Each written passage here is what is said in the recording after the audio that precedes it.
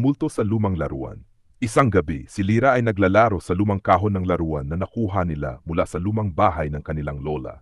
Sa loob nito, may nakita siyang manika na may sira ang isang mata. Tuwing gabi, inilagay niya ito sa estante bago matulog. Pero kinabukasan, lagi itong nasa tabi ng kanyang kama, kahit hindi naman niya ginagalaw. Isang gabi, nagising si Lira dahil may narinig siyang boses na mahina. Laro tayo. Nagulat siya nang makita ang manika na nakatayo sa sahig.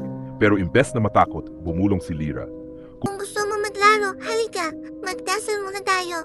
Biglang lumiwanag ang manika at mula dito lumabas ang isang batang multo na nakahangiti.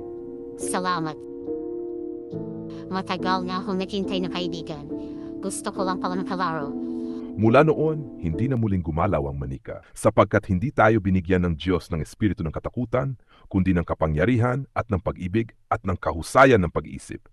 Hindi gusto ng Diyos na matakot tayo. Hindi niya ibinibigay ang takot sa puso natin. Ang binibigay niya ay lakas para hindi tayo matalo ng takot.